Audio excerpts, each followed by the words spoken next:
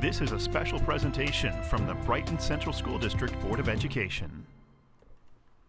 Good evening. Welcome to the Brighton Central School District Board of Education public meeting for Tuesday, November 30th. Meeting is called to order. To start, we have the opportunity for public participation. If you would like to participate, you can find Dan Goldman in the back. Dan, raise your hand and present him with a card. I do have two people who have requested to participate tonight. And as always, I'll do my best with names. The first speaker is Regina Davis. I'm sorry if I'm hoping one of those is right. I will remind speakers that we ask you to stay within about a 3-minute time frame. And you give your address, please, where you live. And we don't discuss individual people's situations. So with that, could you please tell me the correct pronunciation of your first name? Regina Davis. Regina Davis, thank you. 1356 Winton Road. Your last name I can get pretty easy, so that was good. On November 1st, another mom in the district asked for a group meeting to speak about a couple different topics. The emails went back and forth, handed to an administrator, then nothing. It's been a month, and just yesterday she was finally given a date for that meeting. Why did this take so long? So instead of waiting any longer, I brought one of my concerns here. I recently conducted a book search of several books in the Brighton High School Library and found a very disturbing one titled Genderqueer, a memoir by Maya Kobe. I checked it out of the public library, I read it, and I was appalled.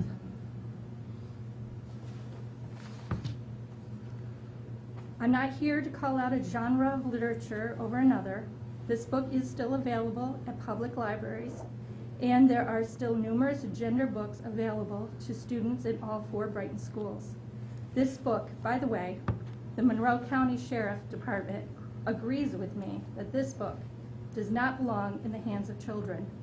Genderqueer is full of graphic pictures, sex acts, descriptive use of sex toys, and detailed descriptions of sexual situations, the very definition of pornography. I took this book and others to our moms group, and they've taken it to board meetings all over Monroe County. As of 10 minutes ago, the search shows this book is still available at the Brighton High School and is currently checked out. We weren't here during the last BOE meeting because we went to the Hilton board meeting and sat with 150 other angry parents, where the board promptly did the right thing and announced they were taking this book off their shelf. Other schools have recently followed suit, and I hope Brighton does the same. Please remove this book. Thank you. Thank you. Ms. Davis, if I could respond. First, the meeting that was requested, I responded that we needed to read the books ahead of time so we could have an informed discussion, and asked several follow-up questions about the topics, about the books themselves. And the reason for the scheduling of the meeting coming yesterday was that we had finally gotten to what books and then read the book, both myself and Dr. Rio, who are looking forward to meeting to have that conversation, but felt that it would be thoughtful and a much more informed conversation if we read the book. To that end, I've read the book. I will not recommend that that book be removed from our shelves. That is a powerful, powerful text.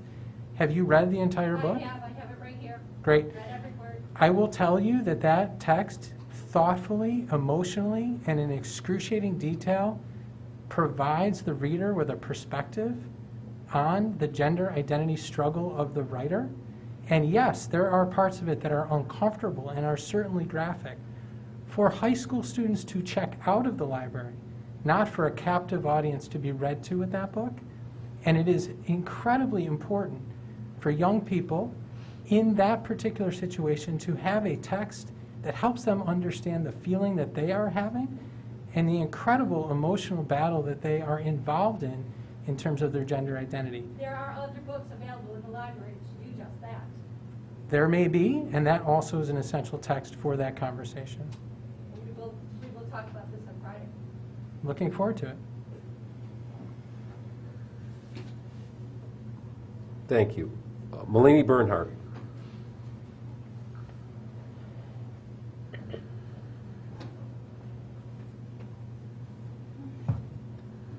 Mulaney Bernhardt. My address is on file, so I don't like to announce that publicly. Thank you. I've been here many times, and I'm back again.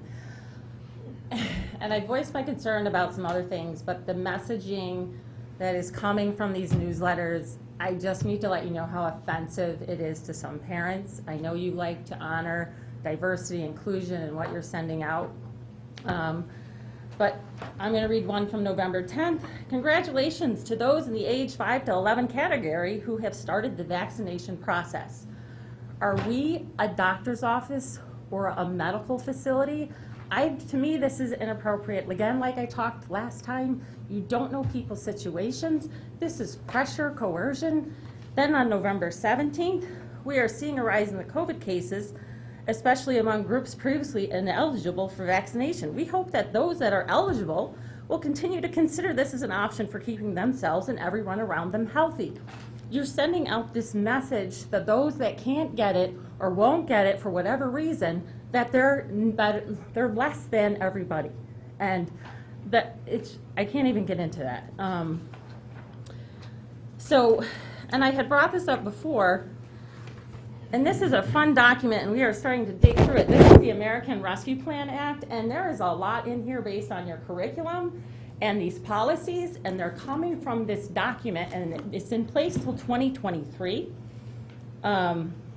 So part of in there is, in order to maintain your funding, the protocols that you have to follow is universal and correct wearing of masks, physical distancing, hand washing, respiratory etiquette, cleaning, contact tracing in combination with isolation and quarantine and collaboration, efforts, and this is the one right here, efforts to improve vaccinations to educators, staff, and students, which is why we keep getting these emails to keep getting this funding. And there's so many other curriculums out there that we are dissecting that are just, did anybody even look at other curriculums that are out there? I don't know how much any of you have read this document. It's quite mind-blowing. We have it all highlighted. And then just today, Bello announces, another rise in COVID cases. Now, you guys are thinking I'm crazy, but they're saying, it's because there's going to be a healthcare crisis. But do you know why there's going to be a healthcare crisis? Because they fired all the nurses. Nobody's allowed to have a religious exemption or a medical exemption. They are so short-staffed, they can't handle anything in the hospitals right now. Just ask a hospital worker.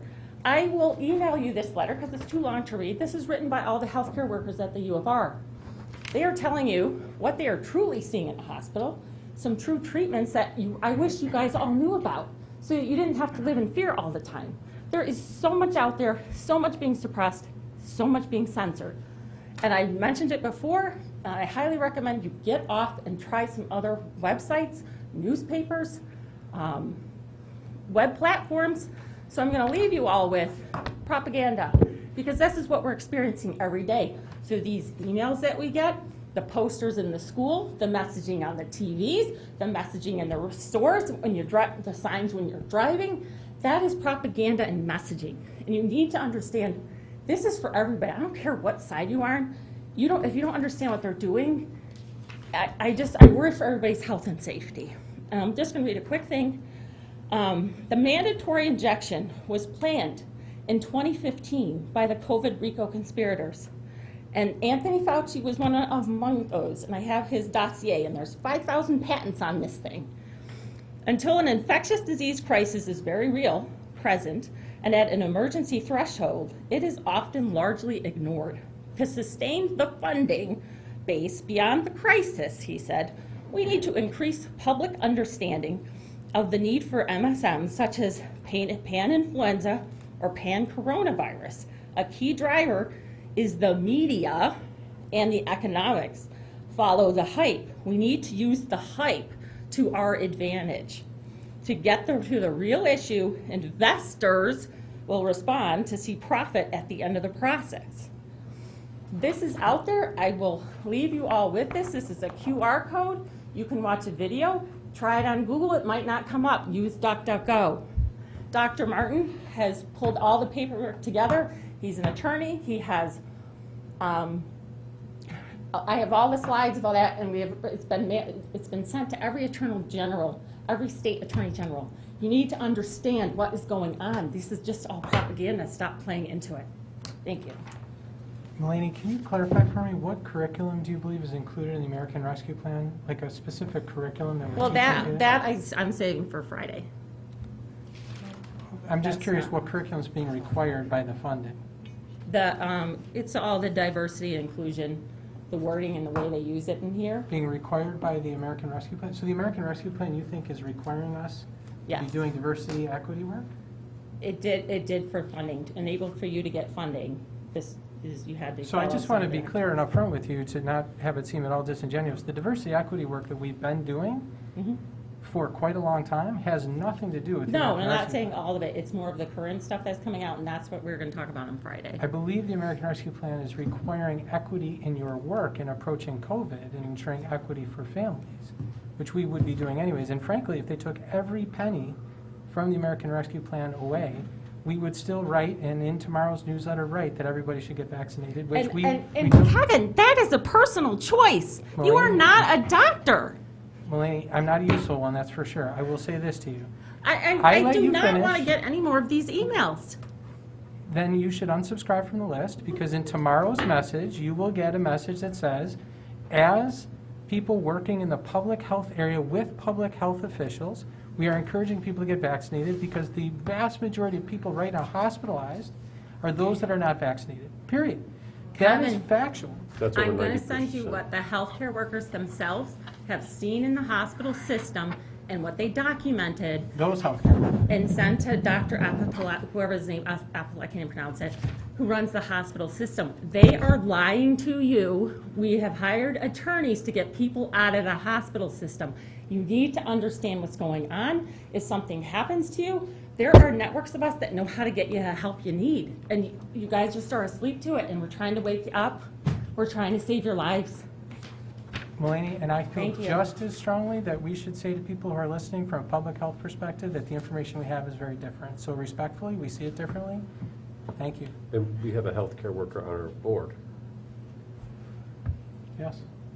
Yep. If you have questions, I would encourage you to discuss them with your primary care doctor. That's where I'm going to leave that. Thank you very much. Thank you. Okay.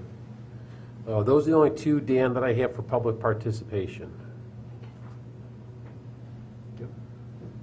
Okay. On approval for, I need a motion to approve tonight's agenda, please. So moved. Moved by Karen, seconded by Susan. All those in favor? Aye. Opposed? Okay. Also need a motion for approval of the minutes from our last meeting from November 9th, the business meeting. Moved by Andrea, Second. seconded by Esther. All those in favor? Aye.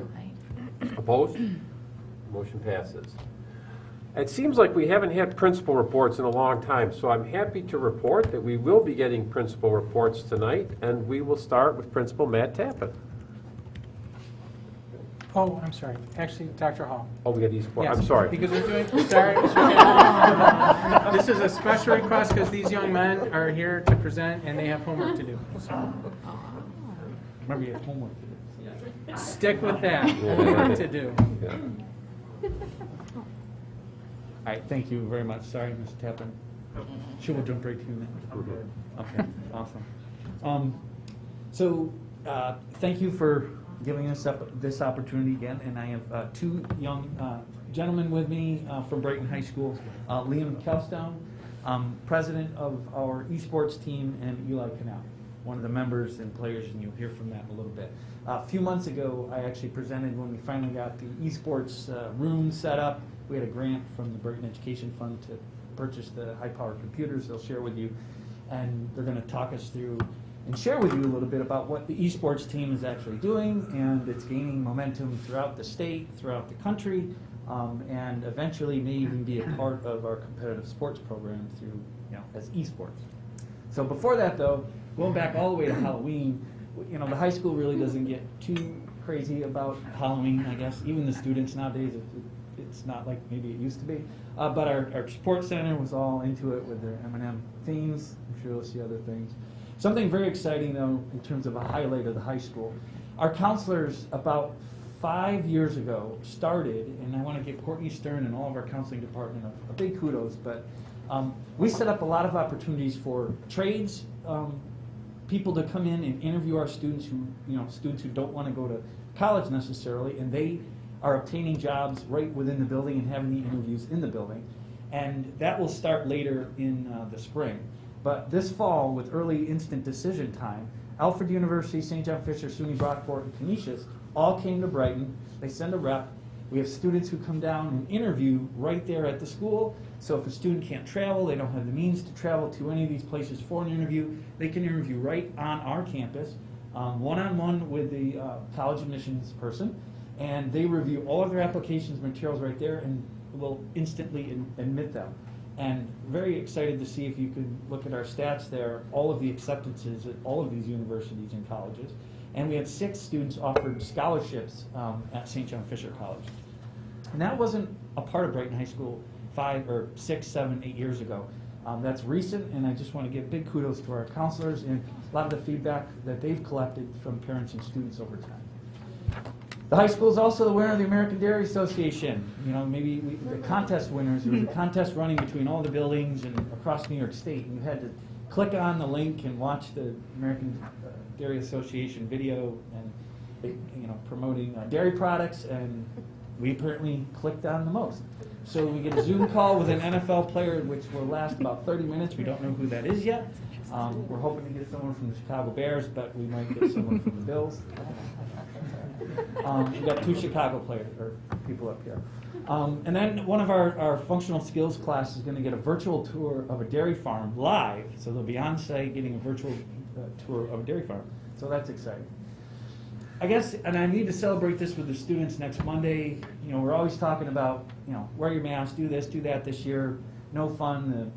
We can't have dances. We're not going to mask inside all the time for a variety of reasons. And we had to, we finally just set up our cafeteria a little bit differently. But something I'm very excited about, at least sharing with you tonight, is if you look back at our first quarter failures last year for the high school, in 2020-21, we had 208 students with hybrid, kids who were fully remote. 208 kids failed 1 or more classes. That was almost 17% of our high school. More than double the number we usually have. This year, just to finish up the first quarter, with everybody back in school, 5 days a week, 95 students failed 1 or more, 7.8% of our student body. And that, to me, is just incredible after the kind of year that we had. I attribute that to the teachers who really have taken a lot to heart about how they're going to operate this first quarter. I think giving students a lot of opportunities to make up work, things we learned during COVID that are just good practices. And I couldn't be more proud of that and our students and how well they rallied to do well in their classes. And you can see across the board, not the lowest of all the grade levels for over the since 2010, since we've been keeping this data, but our seniors, only 17 kids with a failure or more. A little over 5% of the class, compared to sometimes 11, 10, almost 12, 15% going back in the day. So just impressed with that, and just a lot of great work all around. So our quarter 1 grades are now on the portal. We are mailing report cards home. We know there's still a lot of families who don't necessarily jump onto school tools, so we are mailing a paper copy home by this Friday. And our program of studies, we're starting talking about program of studies and choosing classes already for next year. 2022, 2023, that'll be available before the break. Lots of events going on. We have a big orchestra concert happening right now. And then we have our class reunion with the class of 2021. We will be having that again in the cafeteria, welcoming back them. And I'm going to turn over to our young gentleman to talk about esports.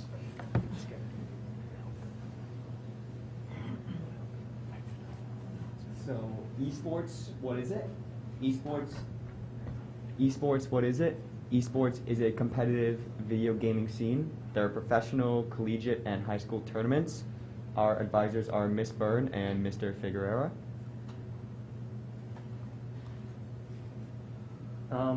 Esports is a really growing industry in the entire high school, collegiate, and out of high school scenes. And Brighton High School is a part of the high school esports league now, which is in partnership with BOCES. many games are offered, but at Brighton High School we participate in Valorant, Overwatch, and Counter-Strike. And we also have a Super Smash Bros. Team that Eli plays on, and that's through Play Versus instead of the High School Esports League. And High School Esports League is a national league, and Play Versus is only in the Eastern region. Here are the team stats ending up the fall season. Valorant went 6-3, Overwatch 4-2, and CS:GO was 5-2. Our Super Smash Brothers Ultimate Team finished 6-1 in the regular season. As it says, playoffs began on November 29th. That was yesterday, and we happened to win our first playoff game yesterday. Very happy about that. Also says we were ranked 12th out of 193 teams. So in our first year, we did very, very well. And here's some of the pictures from the esports room.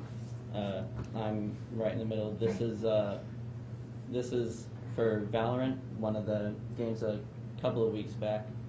And here's a picture. We kind of got destroyed by the team we were playing against, but in the round that we did win, it was nice. And then here's one of the setups. We have a few pictures from our Smash Brothers game yesterday, all from my games. This is my character here. It's a little cut off, but his name is Hero. This is right after I won one of my games yesterday in the playoff match. In this picture, I'm sending out a projectile, which is just like a little attack against my opponent. You can see in the bottom left it says kaboom. Looks like he went kaboom. This is another attack I was using, same match. I'm on the left, he's on the right. Big ball of fire heading his way, not good for him. And then our final picture, you can't really see in the very, very right, you can see the edge of his name tag. He's on the right side. There's this little purple attack in the middle. Didn't actually connect, which is a shame, but I did end up winning all 3 of my games, this being one of them, and we ended up winning the match. We've got another game tomorrow to advance to the final 8, and we'll see how we do. That's awesome.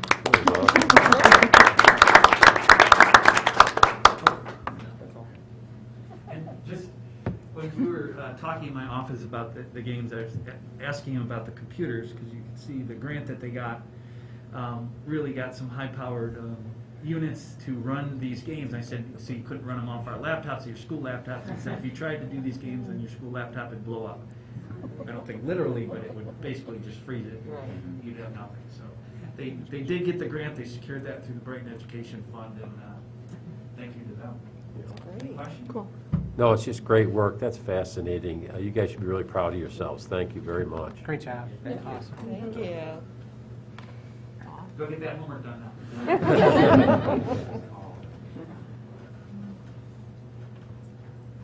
Who's it going to be? Well, I can't lie and say I feel bad for making Mr. Tappan stand up. So let's go to Mr. Tappan next. There we go.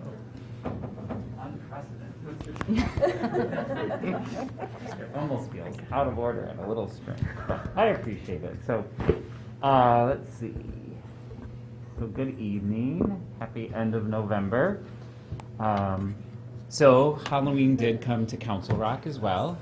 So that's Miss Flores and myself being peanut butter and jelly sandwich. We had a lot of comments from our little guys about how we should hug to make a peanut butter and jelly sandwich. And we're like, no, we're not doing that. So, but we had a really good time, and it was awesome to be able to be outside, invite families to be able to come to the outdoors. Our new a perk of the construction is that our bus loop has tripled in size, so we really could fit a lot of kids out there circling. But it ended up being a really beautiful day, and I think that parents really appreciated being able to be included and come and see the kids enjoying the day. As I walked around earlier this week, I caught a lot of kids using our spaces, so I just wanted you to see them in action. They're great, they're beautiful, but kids are actually using them. Those circles are always full of readers, kids snuggling up, reading, and I'm really glad that teachers and kids are embracing those, because I was a little worried about whether we would treat them a little bit like, no, we're not going to, but they're in them and they're loving them. So Thanksgiving, as I walked around, there was a great focus on gratitude and then creating, imagining, and innovating with that. So a very traditional project that some of our first grade classes do is the Persuasive Writing with turkeys. And this one was in particular caught my eye. I'm not a turkey, I'm a school principal, and I have to go to school is what that one says. So we also have one of my favorite characters, Pigeon, the pigeon over here, and then this is a disco ball. So they were all over wonderful. I picked these three just out of the blue. Any of them could have been wonderful. So turkeys in disguise. A lot of gratitude writing. Teachers use that opportunity to really capitalize on students expressing themselves and sharing what they were grateful for during the season. And then a couple of our first grade classrooms also shared about Macy's, talking about urban, suburban, and rural, and they have created, so you can see the kids are replicated here holding, and they got to choose their favorite characters. So this is the Very Hungry Caterpillar, but they all chose a different character to become one of the Macy's Day floats, and then replicate the city skyline. And then our kindergarten, this is Miss Flanagan's class, Red Squirrels by Brian Wildsmith, and they have recreated the tree, and she asked me to please come back when they add the bears, because there's a second installment that is the bears that they will be, but these are all created by the kids, and they learned all kinds of facts about squirrels. Really important, so we've had one of these already, and I'd like to get better at how we do the half-day early release. So our dismissal is at 11:30 for all students. The buses will leave at 11:30, which means if you are a parent at home trying to plan when your child will be home on the bus, we usually leave the bus circle at 2:45. So you've got to go back 3 hours and 15 minutes to be out at your bus stop. It's a lot of math, and we can help you with it. The other thing that's really important is if you have a different plan than your normal Friday plan or normal afternoon plan, we need to have that expressed to us, because at the end of the day we had a lot of kids going, no, I'm supposed to go to grandma's house, and we're like, okay, but we don't have a pass for you. So we did a lot of calling and getting people to the right place. We got everybody to the right place, but we're hoping it gets smoother as we go, because we have 3 of them left. We have one this Friday, one on Friday the 10th, and one on Friday the 17th. So that will complete those. If you have not signed up for a parent-teacher conference, please contact your teacher. It's really important to have that communication and that connection to learn about how your child is doing. Report cards will be available on School Tool on Friday, December 17th. I will send out all the information as to how to access those. And then one of our favorite days of the year, Wednesday, December 22nd, is Stay in Your PJs and Read. I know Ms. Moskovicius was going to be sending something out to the board to invite you, if you have the time, even just to be able to come in and read to one group, or even over Zoom, if that is more convenient for you. We would love to have that. It is one of our favorite days. And then, of course, from Thursday the 23rd through Friday the 31st, we have no school for winter break. Any questions? Excellent. Good to see you're making use of the new spaces. Thank you. We will do the middle school next.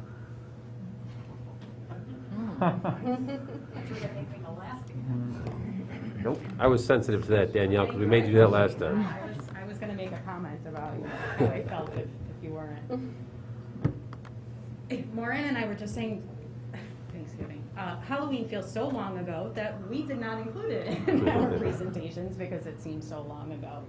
But Halloween was great at 12 Corners, and unlike the high school, middle schoolers still love to get dressed up and enjoy it. So it was lots of fun and celebration. Dr. Malloy was relish, I was mustard, and Mrs. Paddock was ketchup. So we were a good trio together. But Thanksgiving, I keep saying Thanksgiving, I apologize. But November brings for us at the middle school always our annual Veterans Day assembly for 7th graders. So nice to have students back in the auditorium again. And we had quite a showing this year from our local veterans, and a great lunch beforehand where they can talk with some of our student council leaders and share some of their personal experiences, as well as what they shared with the major group. So always appreciative of this opportunity, and obviously of the service of all the men and women who shared with us. We also had our first performance of the year and all together now. And I was able to see it on Saturday evening. The kids did such a fantastic job. Again, the feeling of just being in live theater again, and seeing, you know, all the students were masked, but seeing the smiles over their masks and the pure joy in their performance, it just felt so good. I brought my own 6th grade son with me, and he did say at one point, he said, they look like they're having so much fun. So it was great to see, and kudos to all the adults who helped facilitate the work. We had a lot of 6th graders that were involved in this particular presentation, which for me felt really good because, you know, our 6th graders can't participate in extracurricular sports, but this was a great opportunity for them to get engaged in our school community very quickly at the beginning of the school year. So again, really nice thing to see and to enjoy. We're also in November in our concert season, so we had our first concert last week over at French Road, where our Brightones performed, our 7th and 8th grade orchestral students performed, as well as our chorus students. And again, you know, a broken record, just so great to see a crowd of parents. I said to them that I could see the pride bursting in their eyes over their masks and the appreciation of being able to see the live performances again. You know, not actually living in Brighton and going to my own children's performances, there's no comparison to the product that we put out on stage. It's really quite amazing. And obviously that's in part by the adults who lead these groups, but also the families that support them and the work that the kids do at home to practice. The Brightones had so much energy, they couldn't even contain themselves while they were waiting to get on stage. So lots of positivity. We also had, as part of our work in kind of getting back to basics and safety and you know, being back together with 850 students in the middle school, or nearly 850 students, we brought in Investigator Fisher to talk with all of our students during WIN about cybersecurity, cyber safety, really mostly about one's presence online and how that can be a really good thing. She spent portion of her presentation talking about all the positives of social media and all the good things that it gives to us, but then all of the bad things as well. You know, she focused particularly on safety, but she also talked to the students about kind of the mental health aspects of social media and the impact that can have on them as well.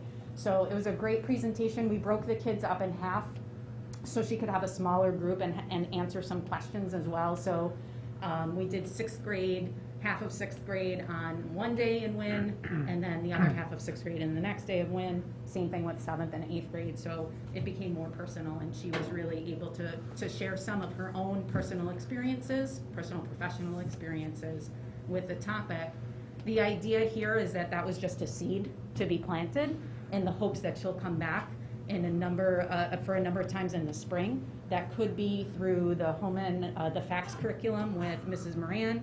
It could be also with pull-out opportunities like this, where she can continue to help our kids be safe as they navigate kind of that whole third dimension of social media. Super excited to see that modified sports winter sports began yesterday. I was talking to Mr. Shapiro yesterday as he was corralling all of the boys. I think he said he has about 60 boys trying out for basketball right now. So it's a great problem to have that much excitement and enthusiasm. At the same time, we were watching the girls practice in the gym, and they were pretty packed in there as well. So I think, you know, normally we have some pretty good numbers for basketball, but I think this year, coming back from the pandemic, more kids are looking for opportunities to get engaged. So basketball, wrestling, swimming, and cheerleading all began yesterday.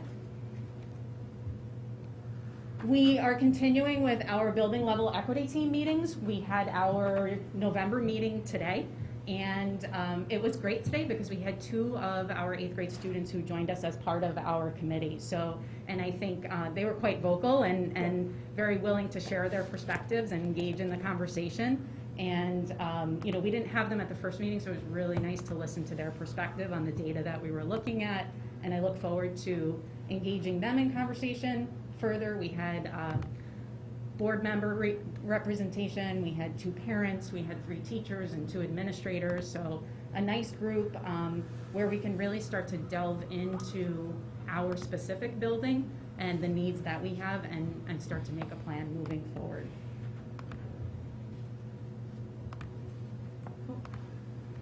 So before I talk about the food truck rodeo, I'd be remiss to say that if I didn't say that the first marking period closed a few weeks ago, and report cards are live on Parent Portal. I think November 18th they went live, so parents have access to all of those grades. But like Dr. Hall, we've been looking at our performance over marking period 1 in our trend data, and one of the things that we're particularly focusing on is the fact that in 2019-20, so just before the pandemic shut us down, we instituted a new grading policy at TCMS. So what we're going to spend some time looking at over the next few weeks is perhaps the impact that has had on grades and student achievement, and start to open up discussions around that. So kind of getting back to where we were a few years ago with the grading conversation. I put the food truck rodeo in here. This was a project that the students engaged in FACS at the end of the marking period, where all of the students got to pitch their concept and menu for a food truck. Because of COVID, they were not cooking the actual food for us this year, but they had to justify their menu, their food prices, cost, and their pitch.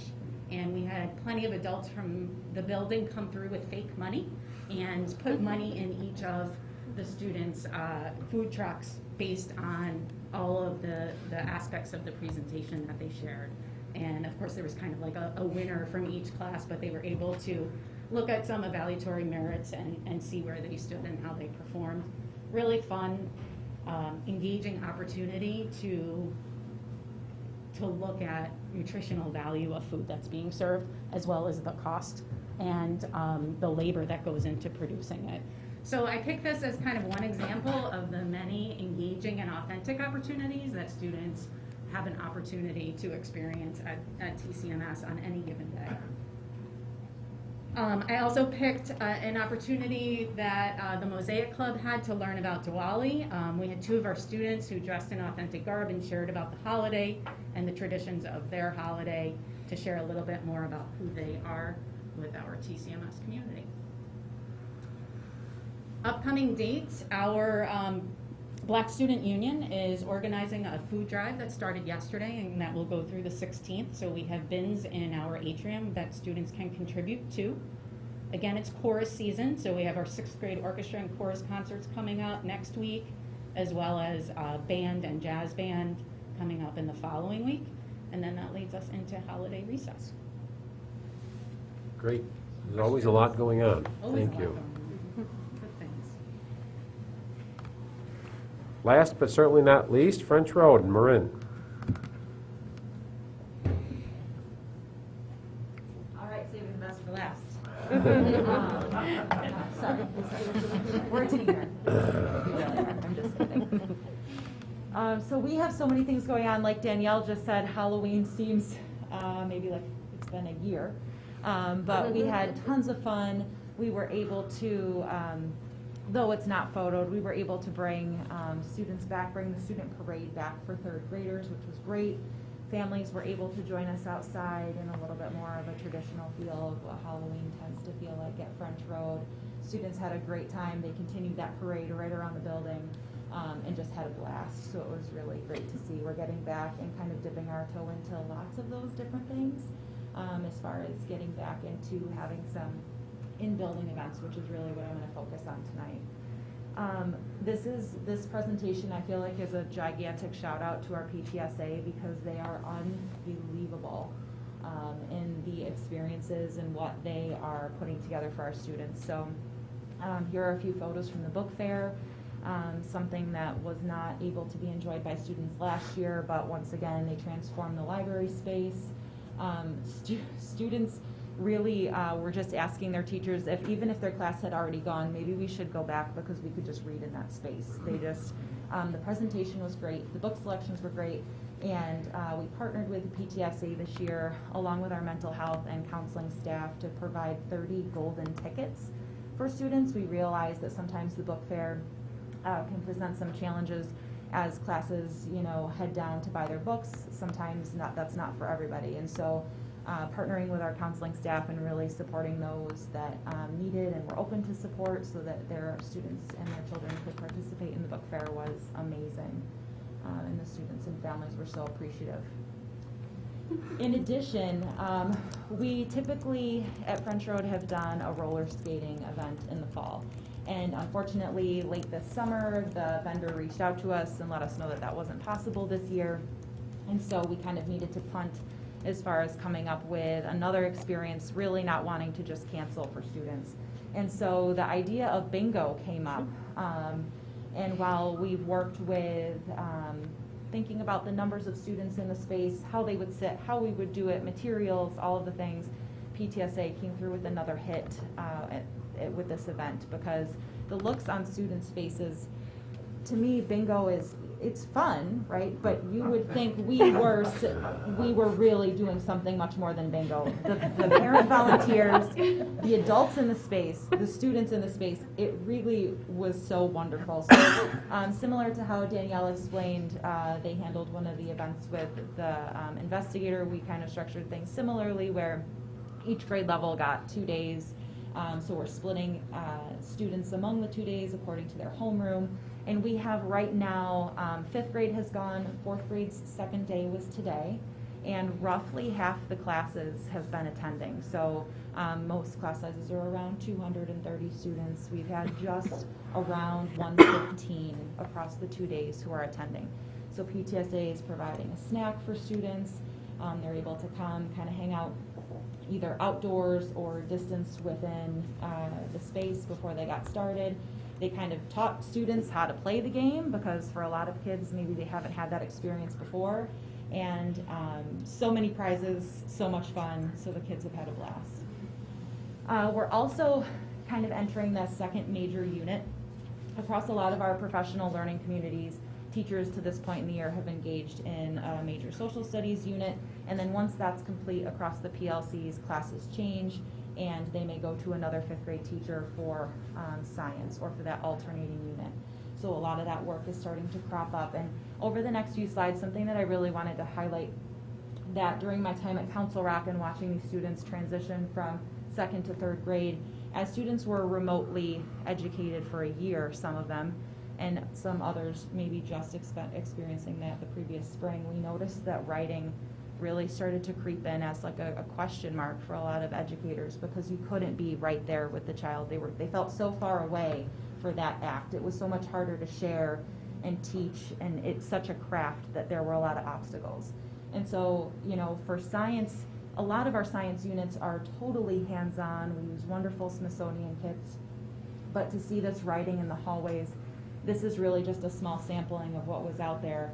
Kids writing about biosphere, hydrosphere, geosphere, atmosphere, using that Tier 3 vocabulary really specific to that particular learning topic.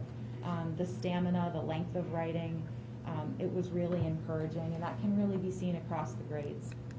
So as you move around the building, we, similar to what Matt shared, have definitely a feeling of gratitude in the air.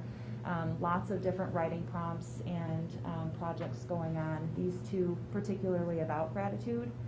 And really it hits you when you do stop and read, because to me the piece on the right, definitely neat, well organized. The pieces on the left are beautifully crafted and super creative. But when you get to the message that students are sharing, their voice and their level of organization in their writing really speaks volumes to the incredible lift our teachers have taken on in trying to regain some of that lost ground from when our kids felt so far away. So I just really wanted to speak to that. We also for sure have some really fun writing going on too, which again, this speaks to the voice, because of course we all have opinions on if we should be eating turkey. Is that the best choice? And some kids in this project for this class of 5th grade opinion writing chose to stand up for the turkey or vote for a different type of entree for Thanksgiving. So again, just a lot of fun. We've also had a lot of support and feeling of gratitude from our cafeteria manager, Tom, who is amazing and just wants to be connected to the broader school community in any way, shape, or form. And so he came up with this project where as kids finished their meal, they were able to list something that they were thankful for. And this was displayed within the cafeteria for kids to kind of take in and add to as they waited for their lunch each day. And a lot of these actually share that kids are super thankful for the staff in our school, particularly our custodial staff, our lunch aides and lunch monitors, our cafeteria staff. And I've really seen through my conversations with students of late, kids truly going above and beyond to go out of their way to recognize these folks, and questioning me about more days for more types of recognition. We had a custodians appreciation day toward the beginning of the year, and that really sparked a lot of thought. So we have a lot of budding activists in the building who are certainly inspired by the writing around them. We, as the other buildings, have tons going on. Next week, though, we do have our title grant presentation for AIS Math and Reading via Zoom. That will be our PTSA meeting with the principal. In addition to that, just as a caveat to something that Danielle shared, I'm also working with the Center for Missing and Exploited Children to provide a similar experience to what Danielle's crafted at the middle school around NetSmarts, internet safety, digital citizenship. So more Zoom opportunities to come, hopefully in January on that.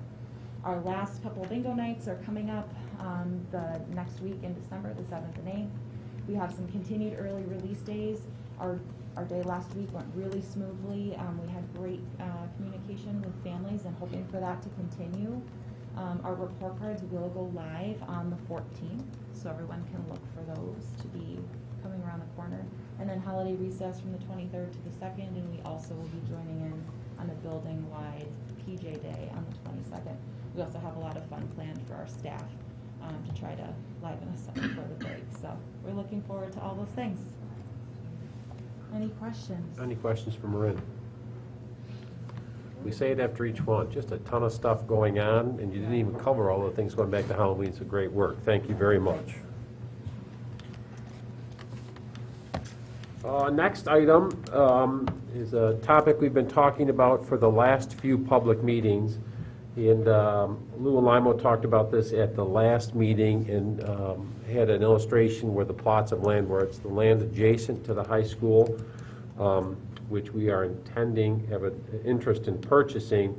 This approval is for the notice of the vote, so not for the approval of the purchase of the property, such that a vote can take place on the January 25th for the property. Is there anything you want to add to that before setting the motion? No, I know we've presented it a couple of times. I'll just say it's a great opportunity for the district to be able to think about safety in that parking lot, expand the space from the high school parking lot towards the 12 Corners Presbyterian, and then think about our green space and athletic space protected, that buffer, the pine tree row essentially that borders the JV, what's called the JV baseball field in the back of that parking lot, at what we think is a very reasonable price and an opportunity to, like any property owner, protect what would be then developed around that space. Questions? There would be informational forum type meetings ahead of the vote? Yes, we haven't scheduled that yet, but we'll be putting information out for people to come and participate in any kind of question and answer. Perhaps even around our board meeting prior to the vote, but we would probably schedule something else virtually for people to be able to participate as well. I think this would be a good time too to discuss, at a couple meetings ago, we had someone come and present about non-parents not having as much information as parents in the district, and I know that that's an effort that we've been working on. And so ahead of this vote, maybe you'd want to talk about like our efforts to advertise more to the non-parent community members. That's a great reminder. So for people watching, the back of your district newsletter has information on how to sign up for the e-news if you're not a parent, if you're a community member that would like to sign up for the e-news and get all of the updates that we send. You're more than welcome to do that. We actually encourage you to do that because a tremendous amount of communication does happen electronically, and that's on the back of the most recent district newsletter, but can also be found at our website, bcsd.org. We are reaching out also to each of the neighborhood association leaders to remind them and ask them to remind their groups, their mailing lists of this opportunity as well. Thanks. Thank you. Okay, so now we're going to need a motion to approve the resolution for the notice of a vote on January 25th, 2022 for the purpose of acquiring real property. So moved. Moved by Karen, Second? seconded by Susan. All those in favor? Aye. Opposed? The motion passes. Next up, we have for the consent agenda, 2 eating opportunities, one future and one past. One upcoming to support the boys swimming and diving team at Chipotle on Monroe Avenue on December 13th, and one that happened after our last meeting, and that's the Brighton Teen Institute Student Council at Five Guys, which was on November 18th. Motion to approve the consent agenda. So move. Moved by Andrea, Second. seconded by Esther. All those in favor? Aye. Aye. I will make note before I put forward the motion to adjourn that our next meeting will be at Brighton High School on the 14th, hosted by Dr. Hall. Is there anything you would like to add before? No, we're just looking forward to having the opportunity for the board to see the incredible capital work that's been done there and be in that space. I know there'll be some performances that night as well. I think that's it. A happy Hanukkah to those who are celebrating for the second night, so we'll put that out there as well. I now want to put forward a motion to adjourn. So moved. Moved by Karen, Second. seconded by Christina. All those in favor? Aye. We are adjourned. This has been a special presentation from the Brighton Central School District Board of Education.